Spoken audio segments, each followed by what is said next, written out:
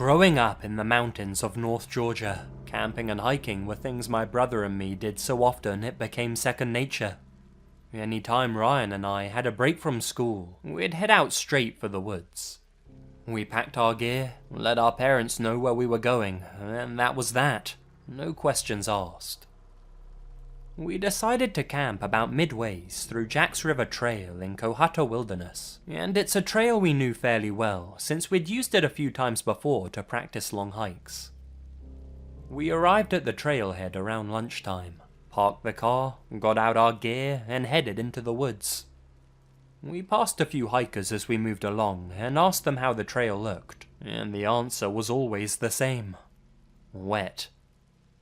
Jack's River Trail probably crossed the river 50 times as it went along its 17-mile journey, and with the colder temperatures of late fall setting in, it was harder for the trail to stay dry.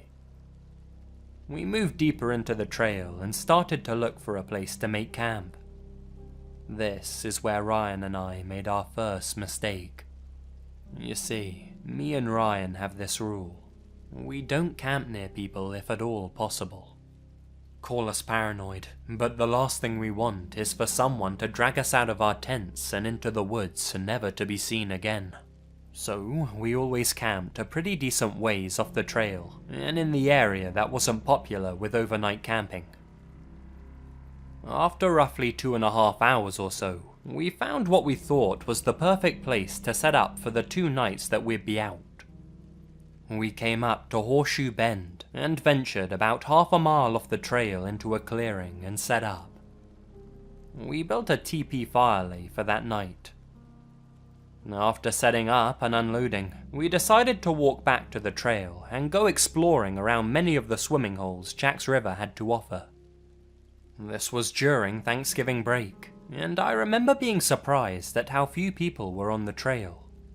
Maybe it was the weather, or the fact that this was early in the week, but there didn't seem to be anyone hiking, much less staying the night.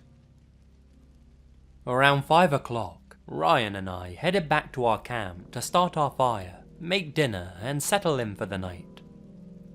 As soon as the sun began to set, the cold rushed in.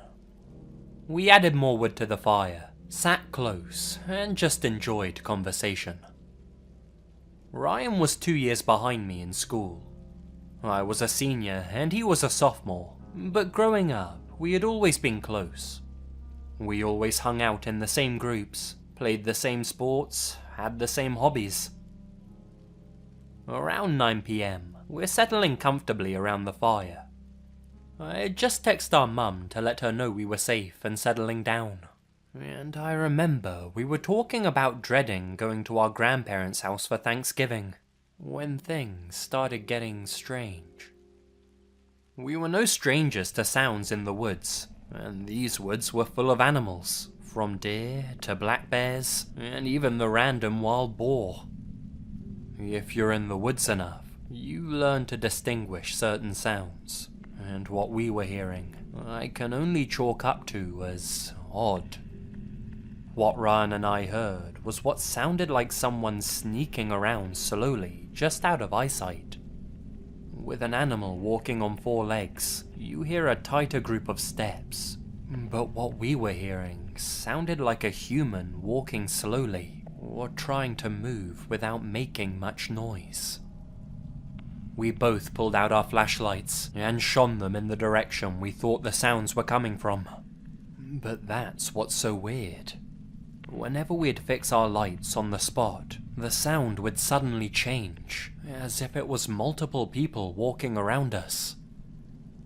That's when the whistling started. At first, I thought it was the wind, and I remember thinking maybe the wind is just throwing leaves around, and what we thought we were hearing was nothing but the wilderness around us. Ryan looked at me and asked if I was hearing it too.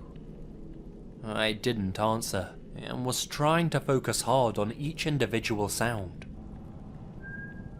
2 consecutive notes, with roughly a 3 to 4 second gap, and then 2 more consecutive notes, over and over again.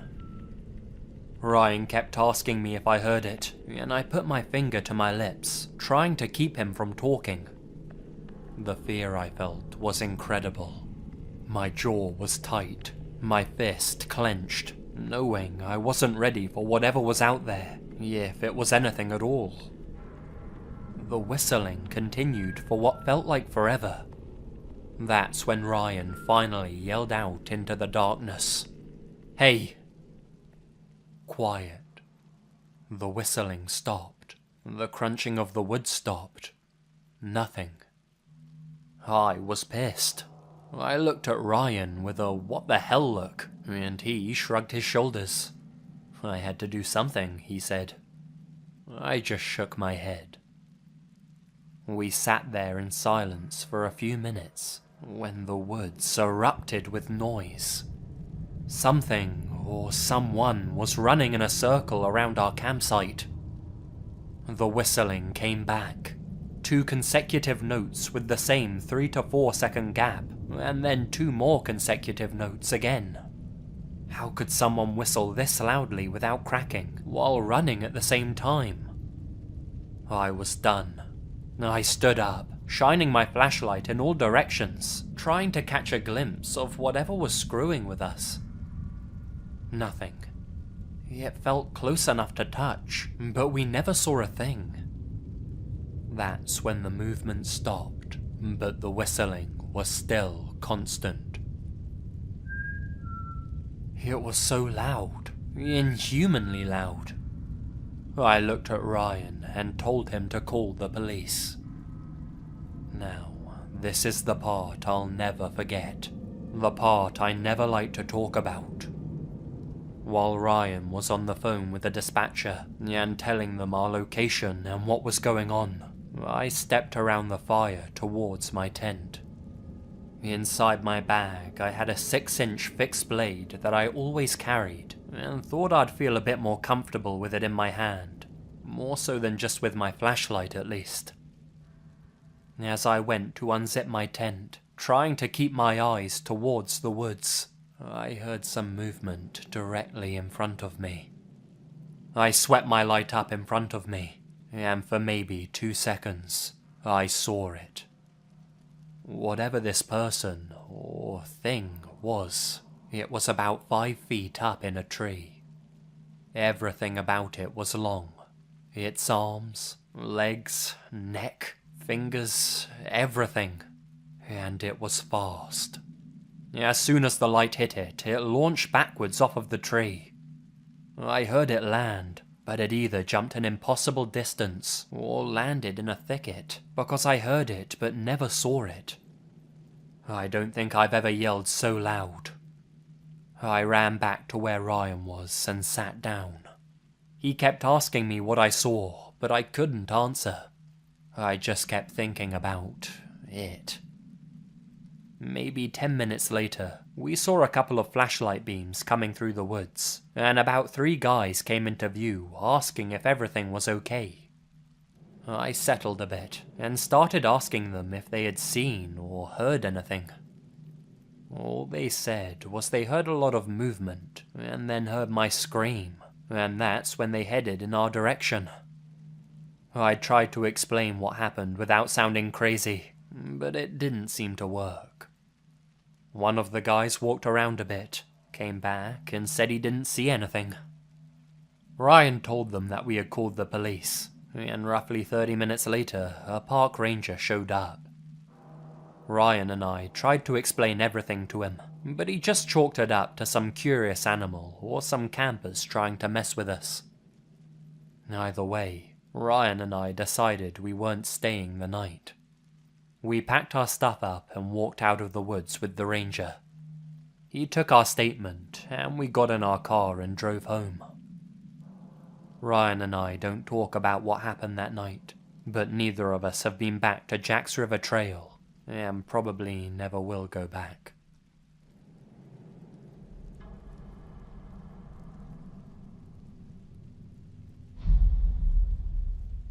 I'd like to share an encounter I had back in 2005 or 2006. I was 10 or 11 years old at the time, and it happened on my grandparents' property, out in the country near Denmark, which is southeast of Green Bay. It's a lot of farmland out there, with patches of woods. My grandparents own a few acres of land, and on the far right corner of their yard there's a thick patch of woods and swamp that goes on for a bit before hitting another farm field. I was standing on the back deck, shooting cans with my BB gun. It was a hot and muggy morning in July, and all morning outside, I just had a really eerie feeling which I couldn't shake. It was like I was being watched, but every time I looked around the yard, I never saw anything. I just kept going back to shooting cans, when I felt the feeling again. I started scanning the tree line of the woods this time, and that's when I saw it. It was standing next to a tree, and it was absolutely massive. When I got older, I went back to that tree to try and estimate its height, and I'd say it was around 7 to 7.5 feet tall. The only way I can compare the body is to that of Arnold Schwarzenegger's. It's unreal how big its shoulders, arms, and chest were. It was covered in grey fur, really shaggy and thick on parts of its shoulders and down part of its body. I know when people describe dogmen, you hear a lot of, "It looked like a timber wolf standing on 2 legs," or "it had the face of a German shepherd," but this wasn't like that at all. The head and face looked like a wolf. It had pointed ears on the top of its head, and its eyes were yellow and almost seemed to glow even in the daylight. It was snarling its lips open, and it almost seemed to be smiling. The look and smile on this thing's face was pure evil. Sinister is the only way I can describe it. I don't recall if it had a tail or not, and I feel like the legs looked like that of a human's and not bent like a dog's. However, I was mostly looking at the head and body. After what could have only been 10 seconds, which felt like hours, without warning, it broke eye contact with me and took off sprinting to its right. It went through some really thick brush, emerging farther down the tree line, and took off into the woods. The thing is, no person could clear what it cleared in the time it did it.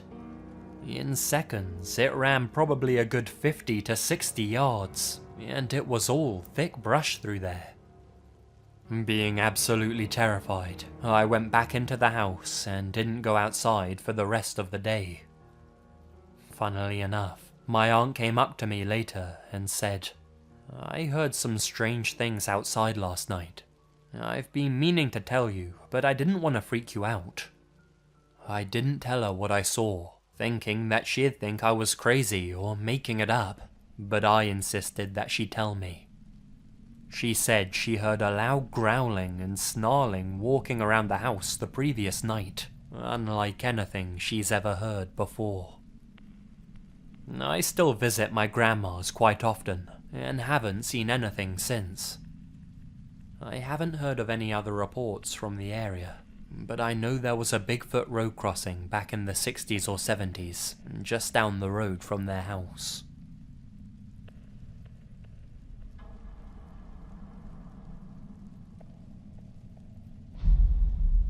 Three nights ago, I went to hang out at a friend's house maybe 20 minutes away.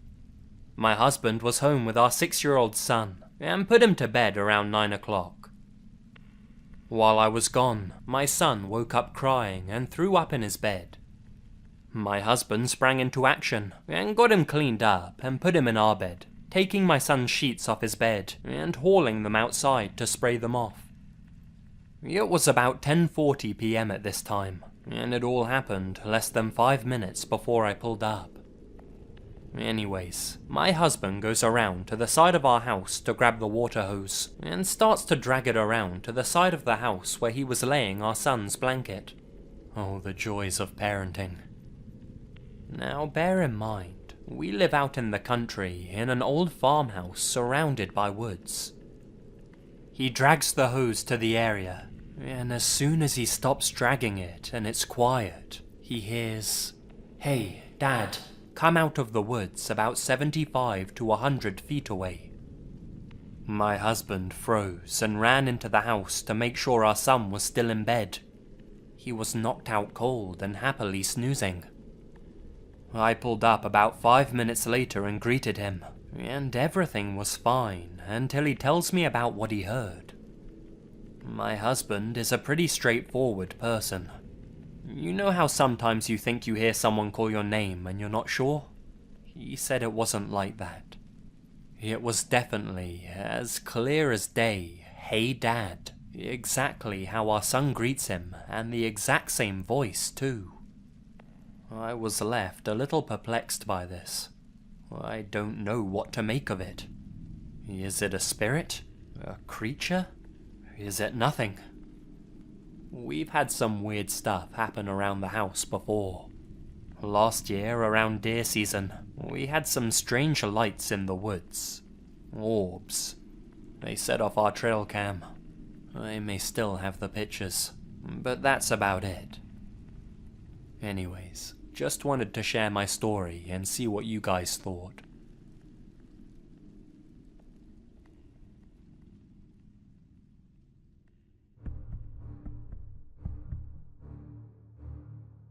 Hey guys, Lazy here, and thank you very much for listening. I've been really busy recently, so I'm gonna try and make up for the lack of videos by bringing you another one very soon, in the next couple of days I hope. Just something to tide you guys over until I can start getting back into the rhythm of things, so to speak. Either way, I hope you enjoyed this video, and I'll be back with some more very, very soon. Until then, you all stay spooky. And remember, the best things happen in the dark.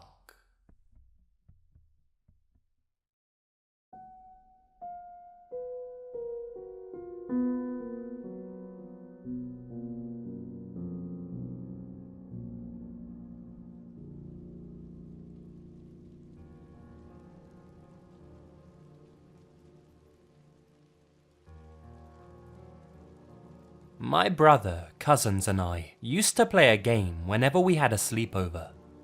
It was simple. We'd stay up and scare the living fuck out of each other.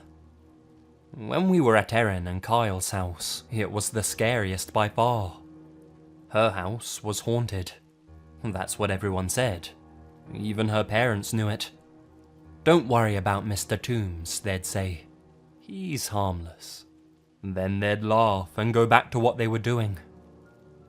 Mr. Toombs was the man who owned the house before Erin's parents.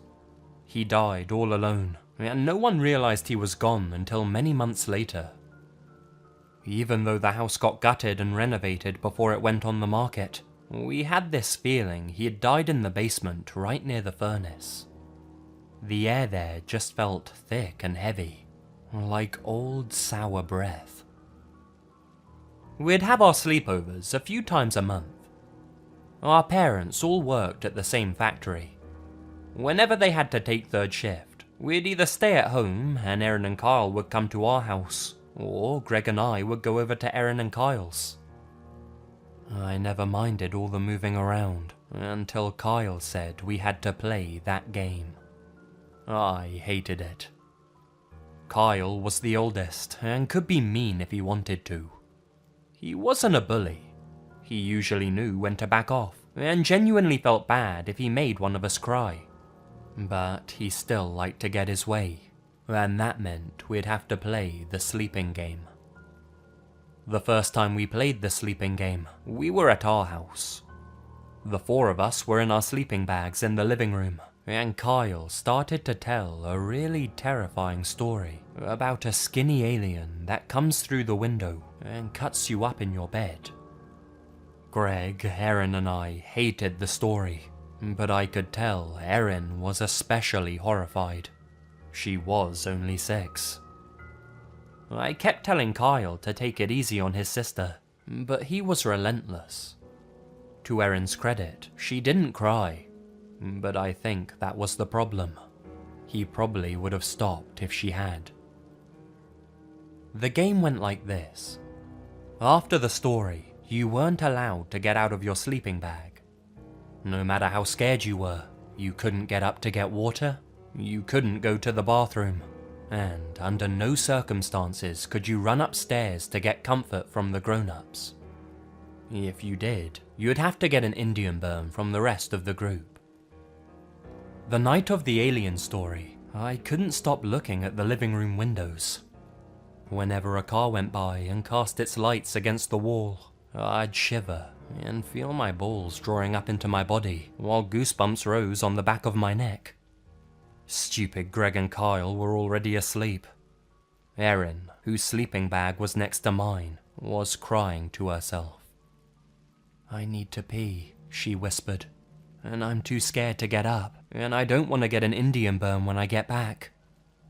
I looked at Greg and Kyle. They were both completely out. "Go ahead," I whispered. "I won't tell anyone." Erin gave me a tight-lipped smile and snuck out of her sleeping bag and padded down the hallway. Right around the time when I'd assumed I would hear the bathroom door close, she screamed. It was a shrill, horror-filled explosion from her tiny lungs, and the three of us, now wide awake, vaulted from our sleeping bags in her direction. We got there a couple of seconds before my parents were thundering down the steps. They flipped on the lights. Erin was in the corner of the bathroom, sobbing. Her pajama pants were soaked. Mum picked her up and held her to her chest and asked her what happened. "The alien," Erin whimpered, then pointed to the shower curtain. Dad opened it. Nothing was there. "Oh, it was just a shadow, honey," Dad told her. He glared at us. "Come with me, boys," he ordered, and brought us back into the living room while Mum drew a bath for Erin. After a long lecture from my father, we agreed to not tell any more scary stories. Erin eventually came back to her sleeping bag, and with Dad snoring on the couch, we all went to sleep. The next night, of course, brought more stories. They were much tamer, though. Greg told a dumb one about a lady who gets pulled into a grave by a killer. I told an even worse one about some teenager whose baby brother's head came off. Erin actually laughed at that one, it was so bad. We got ready to go to sleep, still bound by the agreement that we couldn't get up for any reason until it was morning. At some point, in the middle of the night, Greg shook me awake. "Hey, we caught Erin coming back from the bathroom." She was already rubbing her arm in discomfort from the burn her brother gave her. Greg grabbed her other one and twisted, making Erin yelp. I took her arm and just squeezed it a little bit. I felt bad. Months went by, and we played the sleeping game every time we were together. Everyone got caught at least once trying to sneak out. The Indian burns were had by all. Erin, though, got the most. It was obvious she wasn't having any fun. To make matters worse, she looked exhausted on the mornings after we played. I brought it up to Kyle, and he thought about it for a minute, and then said we'd do it once a month instead of every time. I didn't argue. We kept our little agreement to ourselves, because we didn't want Erin to think we were treating her like a baby. That night, we were sleeping at their house. They had a beautifully furnished basement with a big screen TV, a ping pong table, and all sorts of other fun stuff. We set up our sleeping bags and played video games until well after 10 p.m. My aunt came down and said to turn it all off and to get some sleep, so we made like we were getting ready for bed. But when the lights went off, Kyle said it was time to play the sleeping game. I groaned, but he shot me a look and mouthed, "Only one," to me. At least he was holding up his end of the bargain.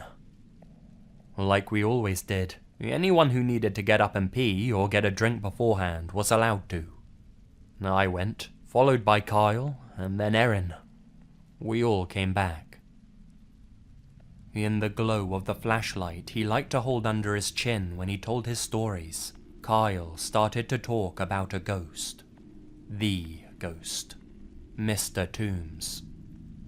Even Greg looked uncomfortable as he stared at the slatted wooden door, which served as a barrier between the furnished and unfurnished cellar.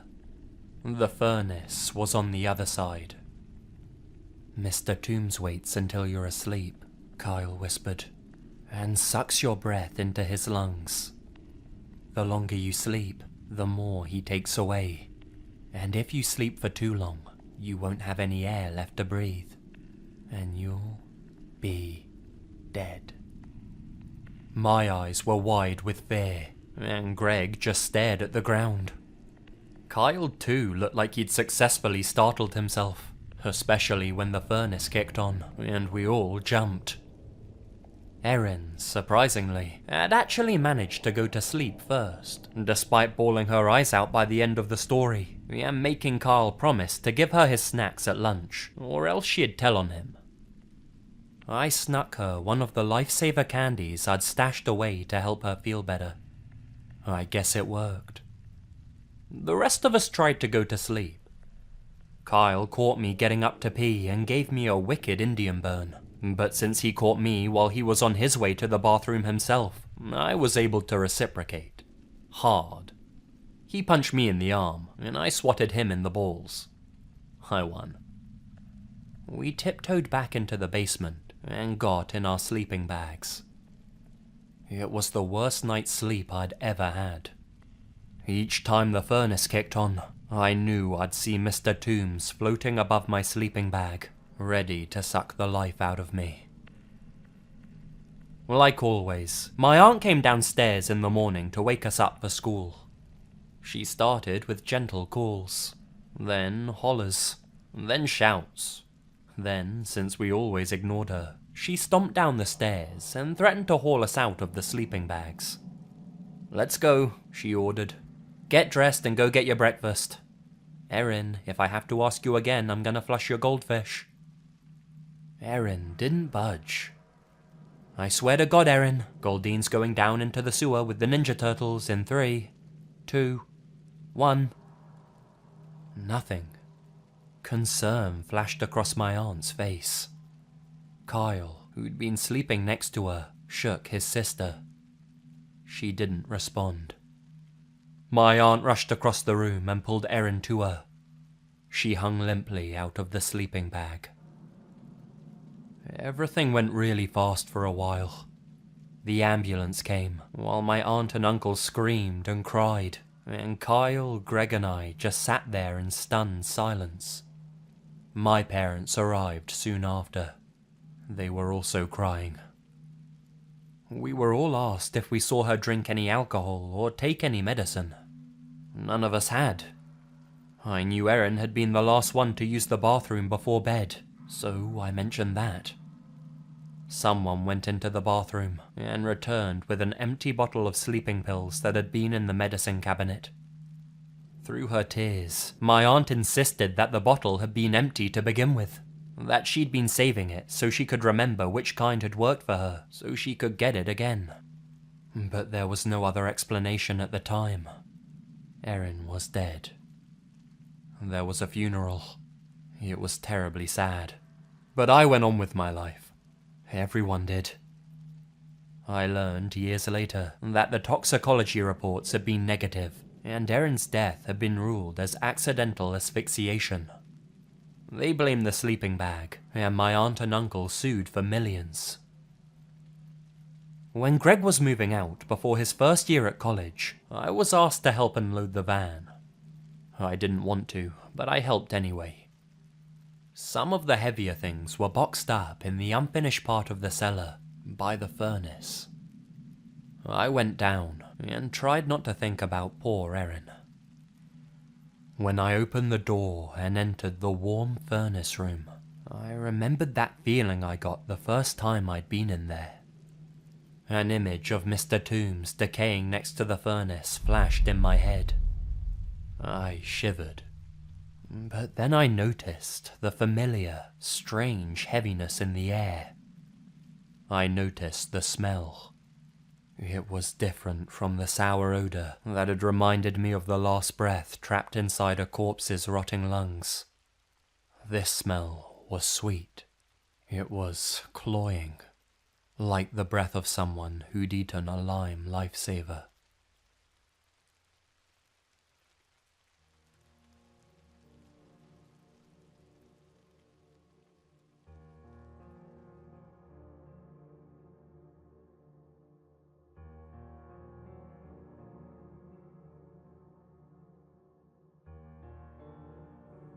The best things happen in the dark.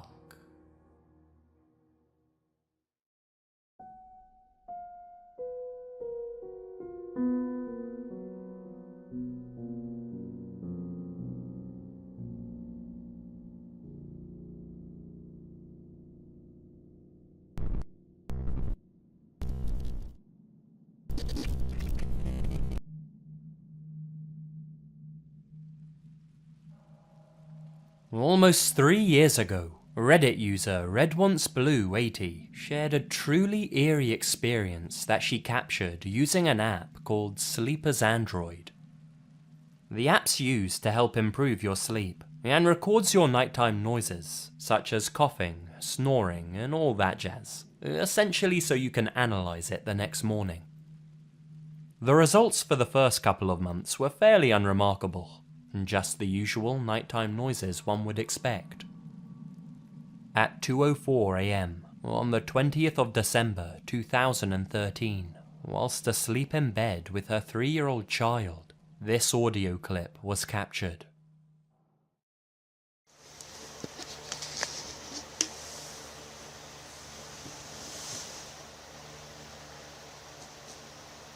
What are you doing? Okay.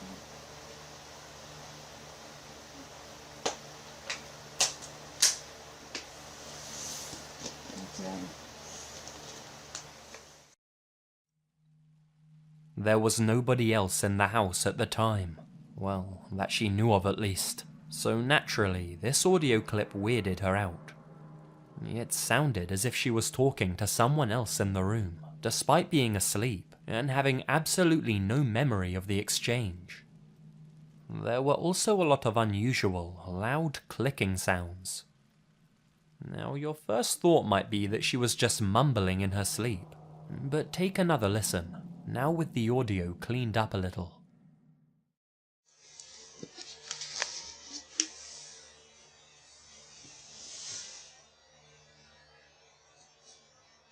What are you doing?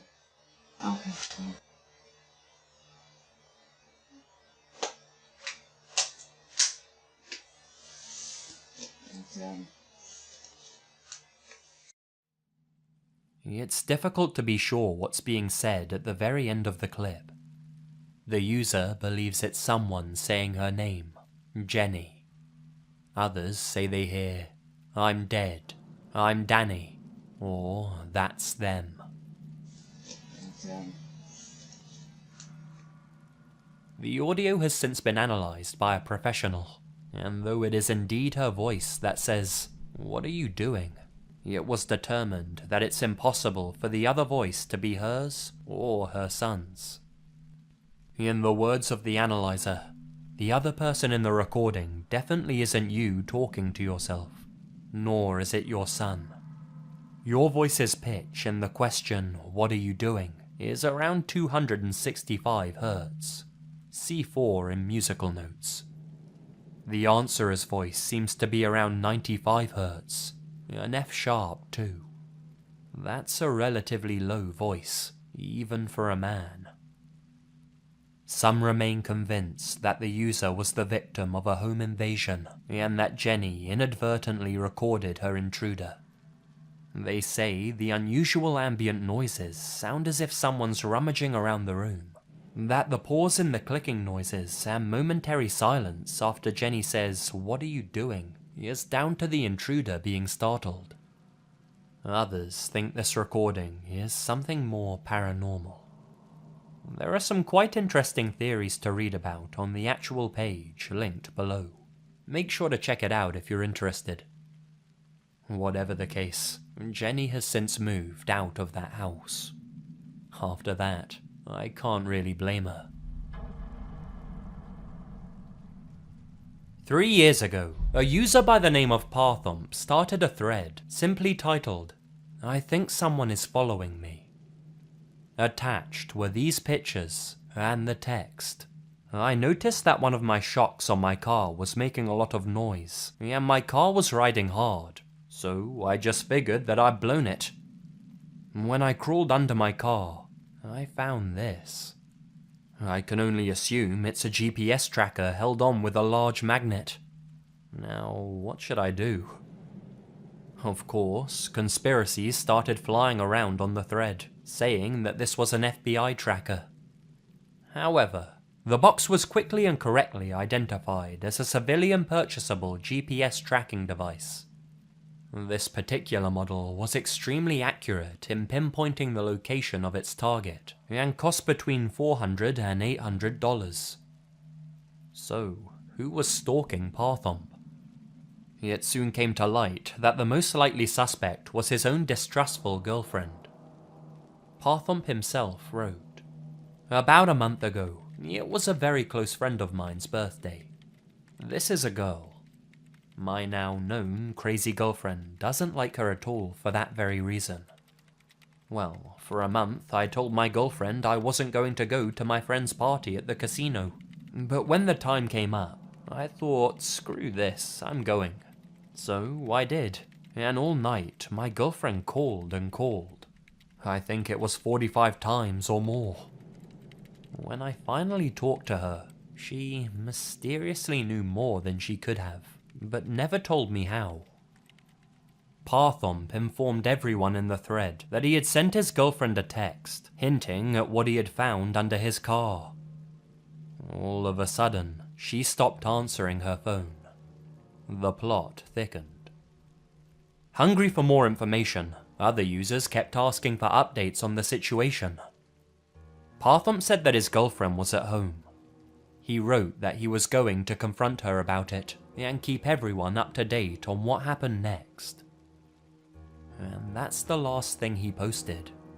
He went to confront his girlfriend and never returned to the thread, never made another post, and nobody knows what happened to him. He simply disappeared from the site. Now, of course, there's a lot of speculation about what happened next. Maybe he wanted to keep the truth private, and there was a good reason for the device being there. Maybe it was all just a prank, or a fraudulent post. Maybe something altogether more sinister happened to him, and his girlfriend was crazier than anyone anticipated. Ultimately, we'll probably never find out, but the post still gets talked about in certain corners of the site to this day, with users putting forward their own theories about what happened to Parthomp. Reddit loves a good mystery.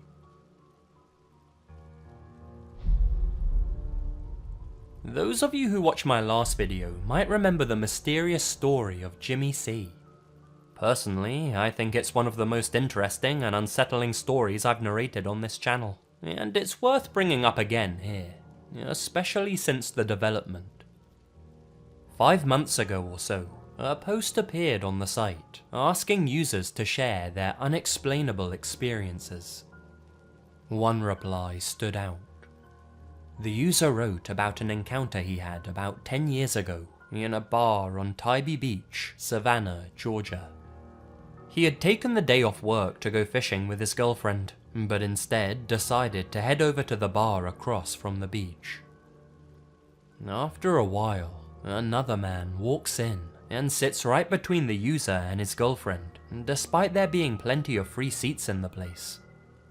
He goes on to describe this man in great detail, from his bleached early 90s hairstyle to his filed teeth, piercing grey eyes, and expensive fashion sense, stating that everything seemed normal at first glance, but completely off at the same time.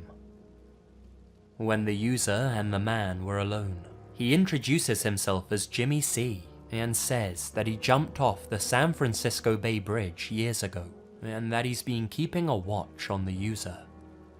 The guy also says numerous things about the user, things he had no way of knowing, such as, "You were supposed to go fishing today. If you had, I would have drowned you in that ocean." Despite all this, the user felt nothing but a strange calmness and a sort of knowing feeling, something that his girlfriend also felt at the time. They both agreed that they didn't believe this guy was human. The girlfriend even said with certainty that that man was a demon. Now, Tybee Beach apparently has more than its fair share of eccentric characters hanging around, and the most obvious explanation would be that Jimmy C was just one of them. But the original poster says the whole situation was completely off, and that if you had experienced it, you too would understand that this guy was something other than a man.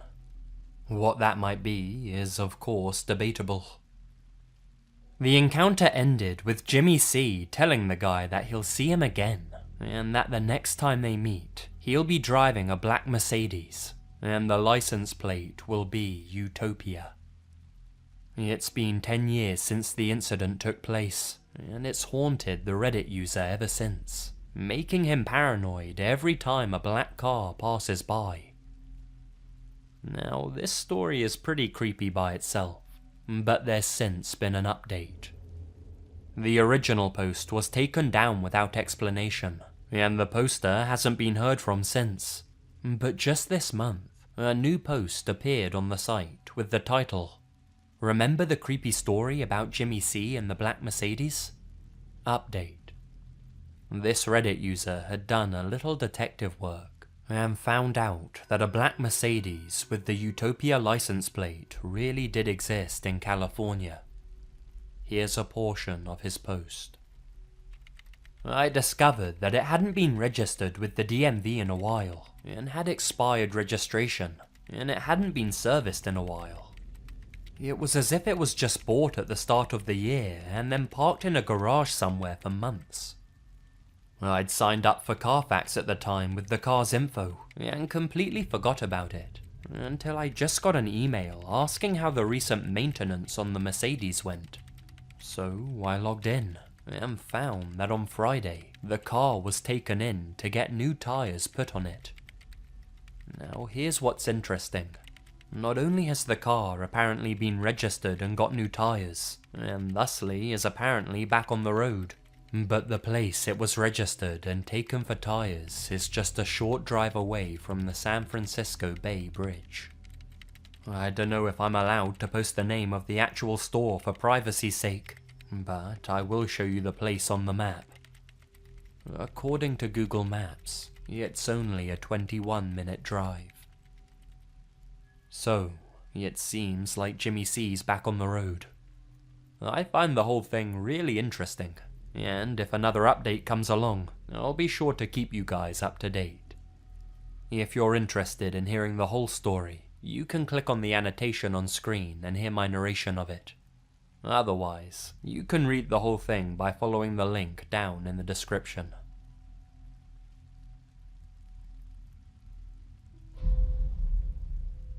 Some of you might find this one a bit upsetting. A thread was made a year ago, where Reddit users that have killed someone in self-defense discussed their stories, and talked about the psychological repercussions they faced. A lot of the entries could have made it into the video, but the one I'm including here goes as follows. A Redditor, posting from a throwaway account for obvious reasons, was in his home office playing Command & Conquer, wearing a set of noise-cancelling headphones.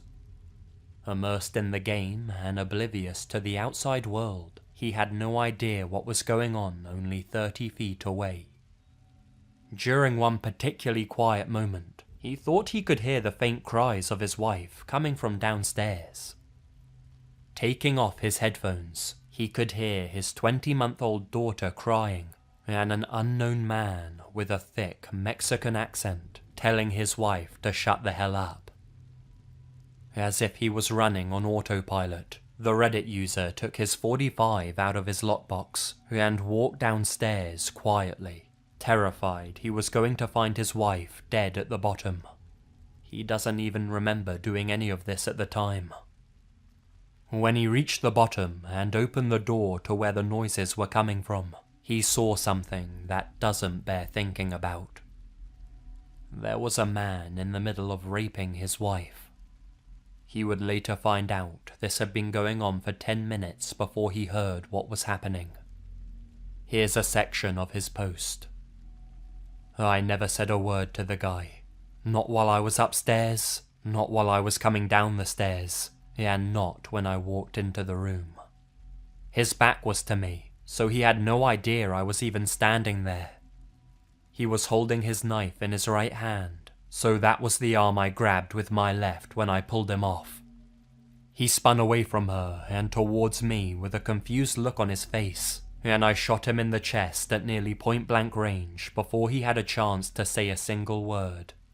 His face went pale as he went onto one knee, and I fired twice more.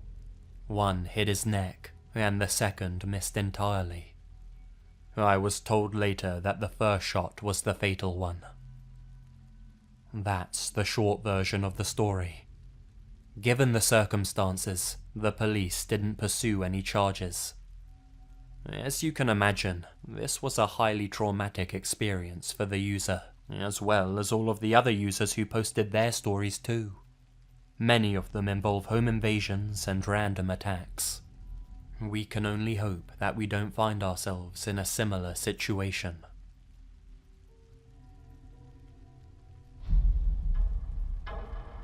Trussels is a community on Reddit made up of some of the most deplorable people on the internet. If you don't know what a trussel is, these guys sum it up pretty neatly. The majority of us accept that it's okay to have differing opinions on things. In fact, it's a good thing. But these guys take it to an extreme. They're essentially a subreddit full of pro-rape, pro-pedophilia, pro-violence users who occasionally dabble in a little racism here and there, blaming others for their own inadequacies. For example, they might show a time-lapse of a girl growing from a baby to the age of 16, and they'll all discuss at what age they find her sexually attractive. The results are usually unsettling. That's just one mild example out of hundreds. As some of these screenshots show, there's plenty of creepy conversations going on over there.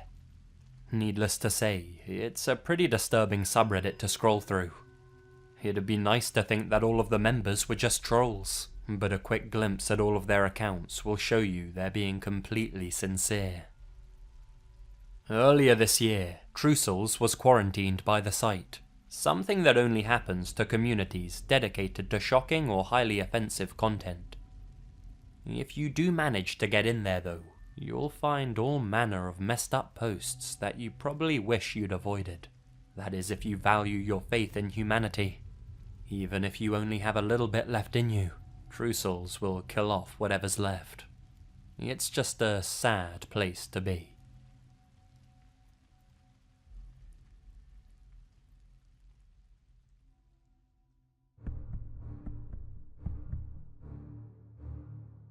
Hey guys, Lazy here, and thank you very much for listening.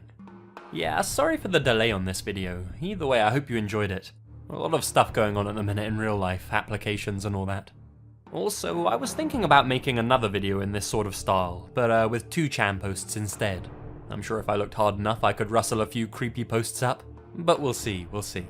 Next time's gonna be a story video anyway, so don't worry about that. More stories on the way soon. If you did like this video, then be sure to head on down south and smash that like button, or I'll smash you. Subscribe and join the Lazy Legion if you haven't already, and I'll be back soon with something new for you to enjoy. Until then guys, you stay spooky, and remember, the best things happen in the dark.